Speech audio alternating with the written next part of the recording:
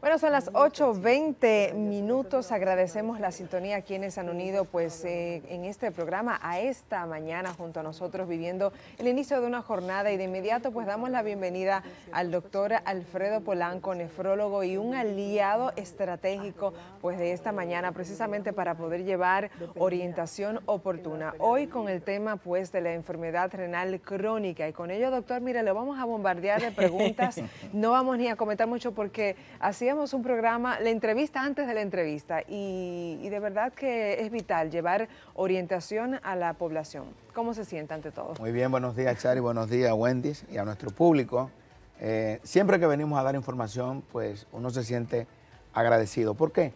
Porque así como ustedes como periodistas que investigan antes de entrevistar, no tenían el conocimiento previo de estas enfermedades, pues así hay múltiples cantidades de personas que no conocen sobre esta y otras enfermedades que nosotros tratamos.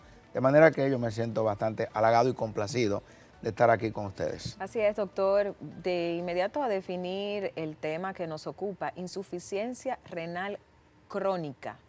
¿Cuándo se diagnostica a un paciente y sobre todo lo que tiene que atravesar hasta llegar allí? Lo primero que tenemos que saber es que los riñones son órganos que tienen múltiples funciones. Una de las principales es depurar la sangre de los tóxicos y mediante la orina eliminar la mayoría de los tóxicos que se producen producto de todo lo que nosotros comemos y bebemos. Entonces, cuando un riñón se torna insuficiente, es que pierde tanto la capacidad de eliminar tóxicos como de producir algunas sustancias, como son, por ejemplo, la eritropoyetina, para mantener una sangre adecuada. Se altera el sistema renina, angiotensina, aldosterona, y por eso los pacientes aumentan bastante la presión. Hay un déficit de vitamina D, por eso nosotros vamos a tener problemas con el metabolismo del calcio. Y lo más importante es que el paciente se va a sobrecargar de agua. O sea, un riñón insuficiente es un riñón que no puede realizar todas esas funciones y otras más que no te he mencionado. Y entonces el paciente va a tener un sinnúmero de sintomatologías. El paciente va a estar edematizado, el paciente se hincha, el paciente va a tener hipertensión arterial bastante importante, el paciente va a tener anemia, y cuando nosotros evaluamos a ese paciente, que lo ven, un paciente que se nota pálido, hinchado, el paciente puede tener orina espumosa, le hacemos los análisis y vamos a encontrar, lo primero es que la creatinina está elevada. Todos los pacientes que están en diálisis conocen bastante bien cuando le hablamos de la creatinina, valores normales de 0.6 a 1.2 miligramos por decilitro. Esos pacientes de repente tienen creatinina en 7, 8, 9. Uy, muy elevado. Y tú dices, bueno, sí, hay que dializarlo. Doctor, ¿cuál es la causa? ¿Cuáles son los factores de riesgo? Las razones por las que ese riñón llega a ese nivel de insuficiencia. ¿Qué es lo que pasa? Sí, hay múltiples factores, como te lo digo, de riesgo. Los principales son factores genéticos. Cualquiera diría que no, pero un factor genético es bastante importante. O sea que si un paciente ha tenido insuficiencia renal crónica, tuvo insuficiencia renal, la posibilidad de que los hijos la tengan aumenta. una predisposición genética. Una predisposición genética. Tenemos la hipertensión arterial, la diabetes, son bastante importantes. Hay enfermedades genéticas como es la poliquistosis renal autosómica dominante. Hay una enfermedad que son las glomerulopatías, o sea, enfermedades inmunológicas, pacientes que tienen artritis reumatoide, pacientes que tienen lupus, eritematoso sistémico.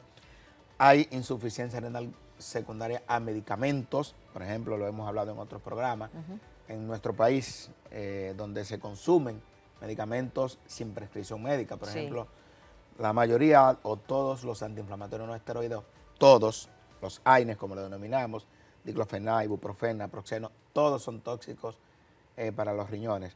Hay otros medicamentos como son los... Usted debería poner acaba eso de dar en un mayúscula, volver a repetirlo, y porque, doctor, aquí apelamos mucho. Me duele la cabeza, me tomo una pastilla, me tengo tal cosa, de una vez la pastilla. Sí. A la vecina le recomendó, también me la tomo. Hay muchas veces también iatrogénico. Iatrogénico es cuando es causada por el propio médico. ¿Me explico? Todo tiene que tener un stop.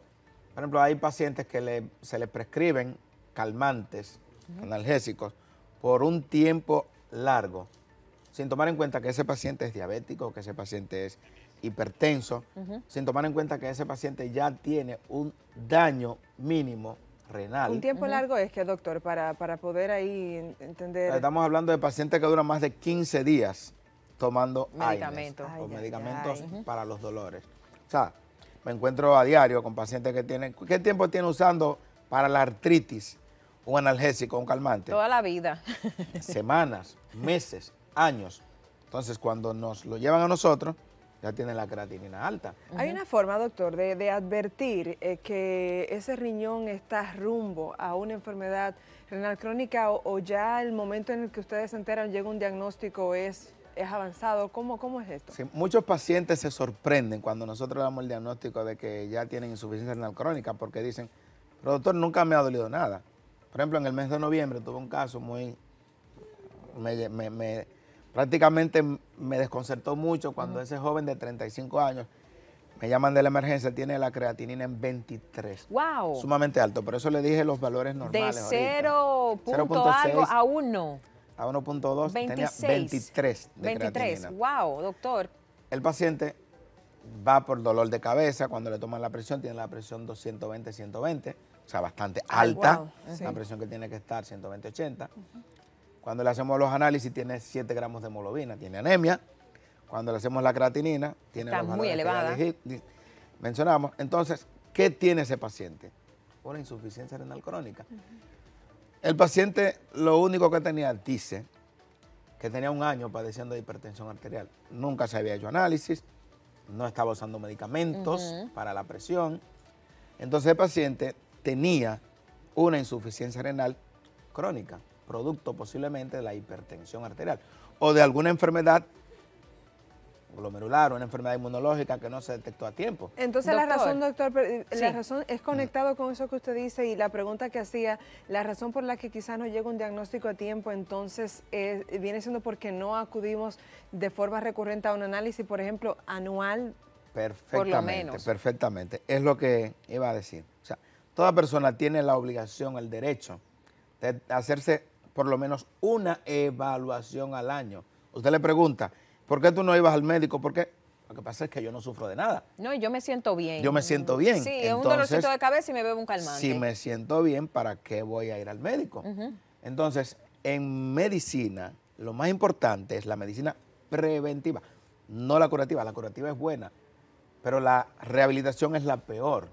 Entonces, por eso la mejor es la medicina preventiva. ¿Cómo? Usted, sea o no hipertenso, sufra o no, usted tiene que acudir una vez al año, por lo menos al médico. Entonces, ¿qué ocurre? Que yo he tenido pacientes que lo hemos diagnosticado como diabéticos, llegaron hoy con 400, 500 de glicemia, diabético. ¿Qué tiempo tenía que ir al médico? Tenía 5 años que no iba al médico, ya tenía la creatinina alta. ¿Qué implica eso? Posiblemente ese paciente tenía más de 5 años siendo diabético, no lo sabía. ¿Por qué? Porque la diabetes, al igual que la hipertensión arterial, son enfermedades silentes. Van dañando los diferentes órganos de manera que el paciente no se está dando cuenta. Entonces, cuando le damos ese diagnóstico de esa enfermedad catastrófica, el paciente se espanta, lógicamente. Totalmente. Porque el paciente dice, yo no sufría de nada, doctor. Y entonces usted me está diciendo a mí que yo voy a tener que dializarme de por vida. Que es diabético y que ahora se le compromete un órgano tan importante y neurálgico, como bien dice, como son los riñones. Nos enseñaba el doctor Polanco, pues un video de un joven que se estaba dializando y todo a raíz de la famosa juca. Doctor, esto es un tema delicado y sobre todo hay mucha gente que toma los bips o las jucas como algo recreativo y sin embargo esto puede también desencadenar momentos tan difíciles para este tipo de pacientes. Cuéntenos un poco de este caso en particular para que la población también entienda y pueda tener las alertas de que ciertamente cuando se prohíben no es porque a mí me da la gana, no es meleganariamente, sino que también va muy de la mano también con el tema de la salud. Sí, claro. Por ejemplo, está demostrado que 1 hora de juca equivale a 100 o 150 cigarrillos. Wow. O sea, 1 hora de juca. Ahora, yo le pregunto, ¿qué paciente o qué persona dura 1 hora fumando juca? La mayoría duran 2, 3, 4 horas fumando juca. Todos los fines de semana. ¿Qué implica eso? Que esas personas se están fumando en un fin de semana 400 o 500 cigarrillos. Entonces, una de las complicaciones del tabaco es que aumenta la presión arterial. Entonces, la nicotina produce un daño también a nivel de la hipertensión arterial. Y el segundo factor más importante. Un minuto, por favor. Vamos a tener que hacer una brevísima pausa comercial. Al regreso, seguimos conversando con el doctor Polanco de esta insuficiencia renal crónica. Así que no se despegue. Estamos en Esta Mañana.